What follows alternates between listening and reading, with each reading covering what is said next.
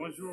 Nous vous avons vu en train de faire la défense de votre travail. On veut quand même chercher à savoir la démarche dans laquelle s'inscrit votre travail et pour atteindre justement quel but.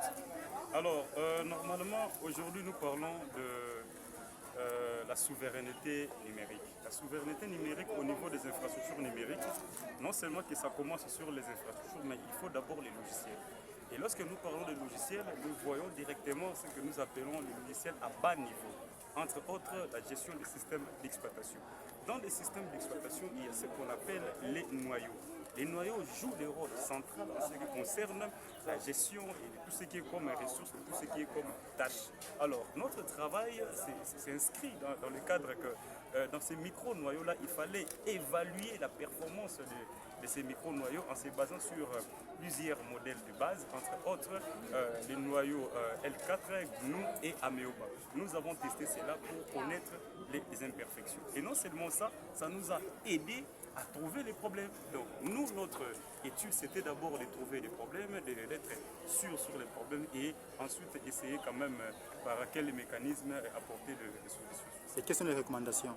Alors, des recommandations est que au niveau de l'architecture micro-noyau, il y a un problème en ce qui concerne la concurrence. La gestion de la concurrence n'est pas vraiment bien adaptée par rapport à d'autres tâches de synchronisation. Et ainsi de suite. Et puis, il y a encore le problème de l'indépendance. L'indépendance n'est pas bien gérée au niveau de micro-noyaux. Et non seulement ça, l'indépendance, il y a aussi des problèmes d'atomicité. Donc, comment un micro-noyau doit exécuter des tâches de manière encore plus critique, des tâches critiques.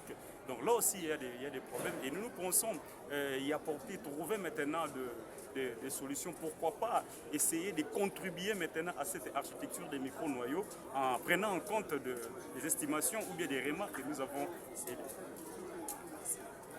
Et au-delà de ça, à un moment donné, il y a eu les torchons a un peu brûlé entre vous et le membre du jury. Et on dira, qu'est-ce que nous allons dire? L'élève était face à ses maîtres, c'était pas facile? Sincèrement. Bon, si on se disait que ça a été facile, je serais un menteur. Si aussi je disais que ça a été très difficile, vous allez me poser la question, mais comment tu as fait? Mais le reste, c'est ça la beauté des membres des jurys et chacun a joué son rôle. Et je pense que la finalité, nous sommes quand même en sortie. Et un étudiant de G1 en informatique, qu'est-ce qu'il faut retenir s'il faudra faire le résumé pour tout le monde, même les débutants en informatique? Oui, aujourd'hui, la conception d'un système d'exploitation, il y a plusieurs architectures pour concevoir les systèmes d'exploitation. Entre autres, il y a l'architecture monolithique et l'architecture micro-noyau. Nous avons travaillé pour trouver les problèmes dans les architectures micro-noyaux. Et chaque étudiant qui fait déjà l'informatique connaît le fonctionnement d'un système d'exploitation.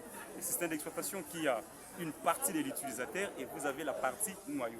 Et nous, dans le noyau, nous nous sommes concentrés juste sur la synchronisation. Donc, comment un processus peut accéder à une ressource. Donc, de manière un peu concurrente, c'est-à-dire comment plusieurs processus qui sont des processus prioritaires peuvent accéder au même moment, en même heure, pour récupérer une ressource. Merci beaucoup, nous vous souhaitons bon vent. Merci. Ouais. Merci.